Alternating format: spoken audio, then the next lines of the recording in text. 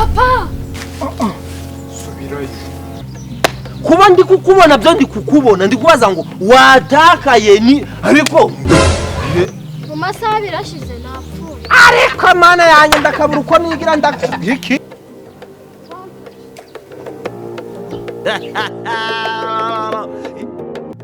Dagenze ute? Napfuye se?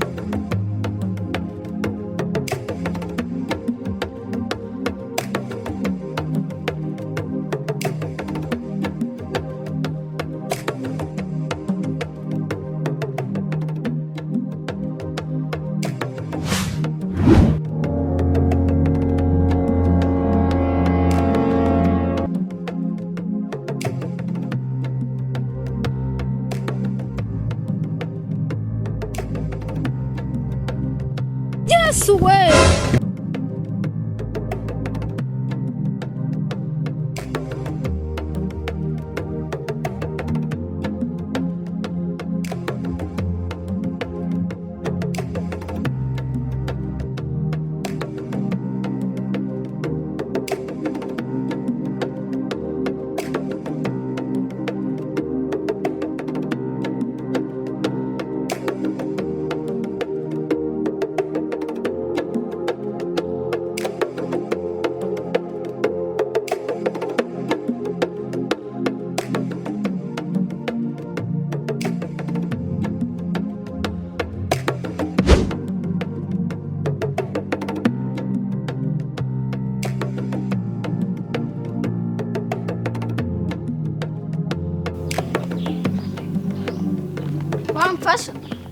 Wamfasha niba urukumbura. Wamfashije. Wamfasha. We ninde wapfuye ninde? Wamfasha.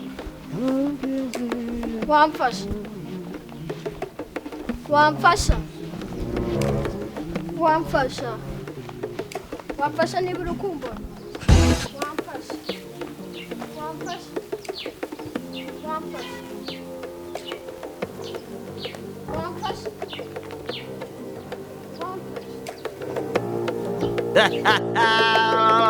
Hey.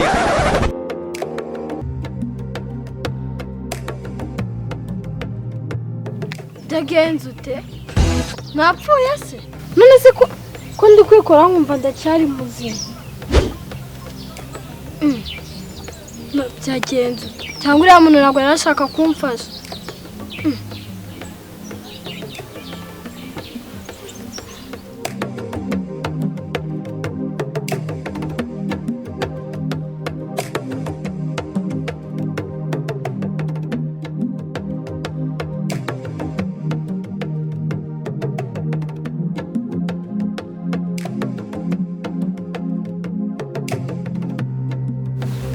Mwana, uri gukora iki? Uri kumbona? Kuba ndi kukubona byo ndi kukubona ndi kubaza ngo watakaye ni ariko mu masaha birashize napfuye. Ariko mana yanjye ndakabura uko nigira iki? Wo umukobwa ngana nawe uresha gucyurukira n'indekerezo zanjye ngo wapfuye. Ariko veremado ngo napfuye ahubwo mfashe.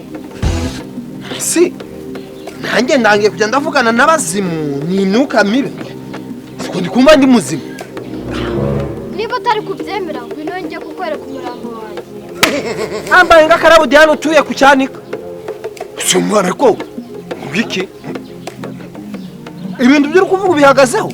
Yego. Tuge. Mwana nawe ukaburi mu nzu utazi n'ibintu urimo vuba. Ibintu nyamara ushobora kujyana mu bintu bidafite gahunda. Oya.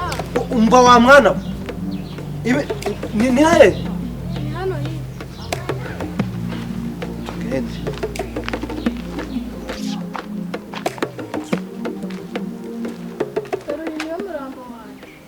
Jesus is Lord. Kwa mwana ucyari ukongina agapira mwa. Iyi ni imbanga yawe. Mama na papa barapfuye bansigira anti wanjye. Ubu amaze ku asigaye agaburira hashize iminsi 2. Yamaye amandazi ngo uretse ushatse kuva ko muri runo Rwanda hari umuntu ufataga umwana ungana nawe akamwicisha inzara iminsi 2 akakanakumira umwe. Yamaye amandazi ngo njye nyamuverisi.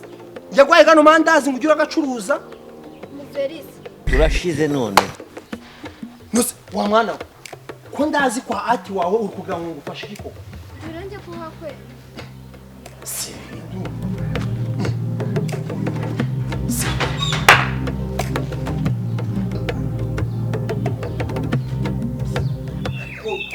Wa mwana wandushije ubwenge ahantu uri kugira ngo kwa ati wawe ni he?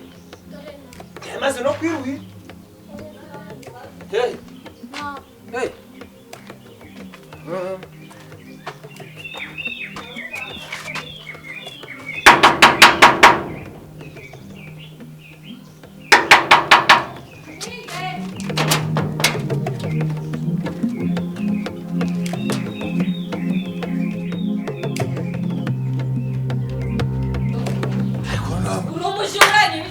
Yeah?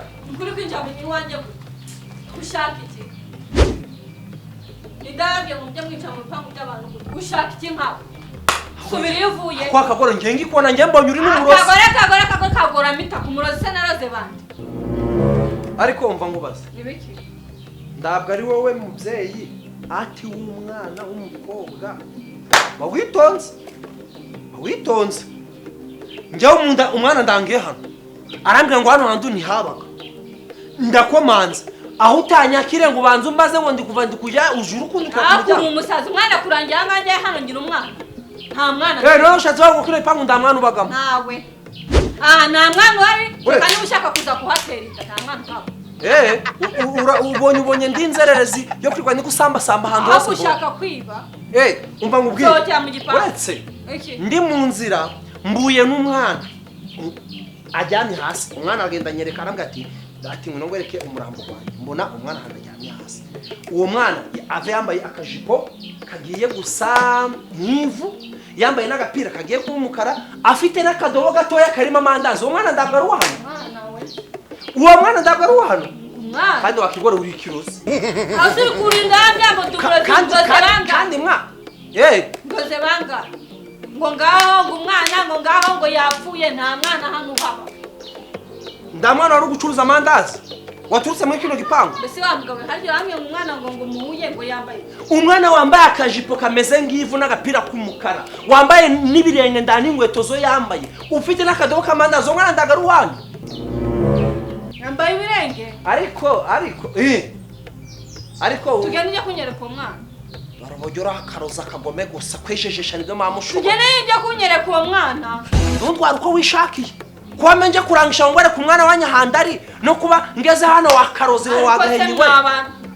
Tugende kunyereka uwo mwana cyangwa mbere bantashaka. Ko simana nyagasani mana. Mana nyagasani mana. Ubwo kari wacu.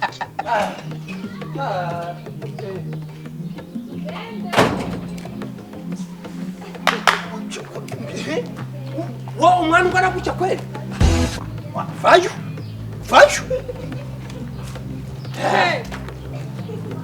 Ntabwo ari keza. Ndabwo ibyo nakubwiye byari yambaye ndabwo ari ibintu. Kano kadobo ndagara ko wari wampaye. Gano mandazi 5 gasigamo.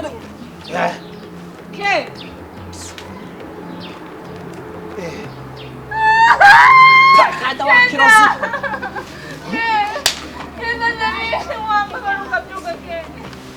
Wa mugabo wo mwana yabaye iki cyangwa amufasha kumva wa mugore ndabwo ngutunze. Ndabwo ndi umugabo wawe. Urafata umva. Uyu mwana yanzubanuriye ko ari wowe atiwe. Urafata umwana ungana gutya ukamwikoreza amandazi. Reba ibirenge yambaye ibirenge umwana ndakijya kwiga. Akarozi kazi. Mwana we, nako ndumurozira byuka nako nzongera kugukorera. No kubabona muri ino si gusa. Koza amasahani shake mbabari. Areko mara. Keza byuka. Are. Keza.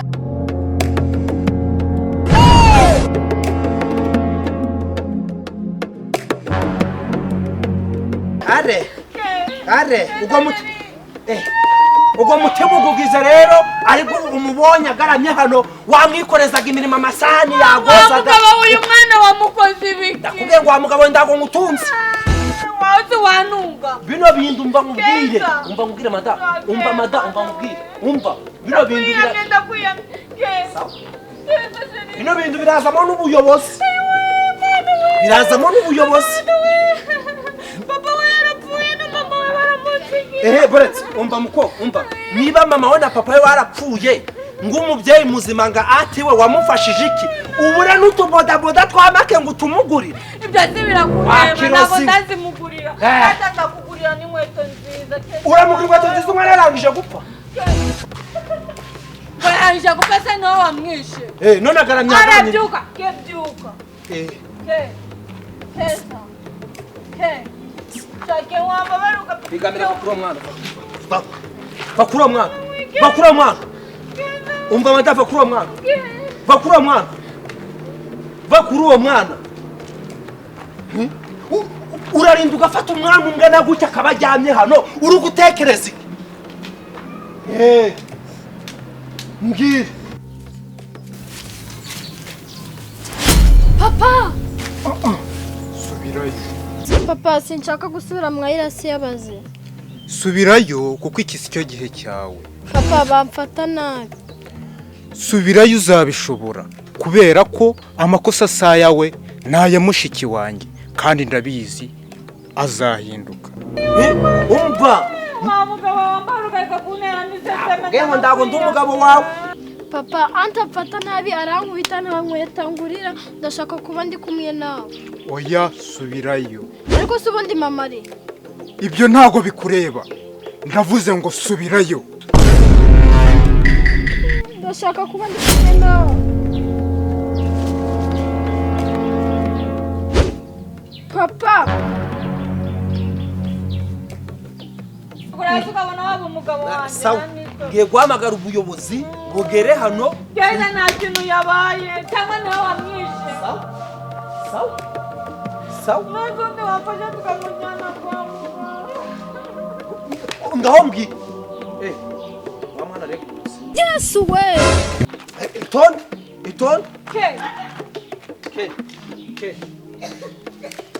umva itonde uyu mwana umva si itonde va ku mwana wawe umva ngubwire rekura uyu mwana singera tushaka kutari kuvuga nzi ko atari kuvuga umva ngubwire uyu mwana ndabwo ngomba kumuhereza reba ibyo si byinaze ko atari kuvuga umva mada wakitonde uyu mwana ngomba kumujyana ku bitaro yava ku bitaro uri kubyumva ngomba kumujyana ushaka kumufata ku ngufu itonde ntabwo ari kuvuga kandi wa mugabo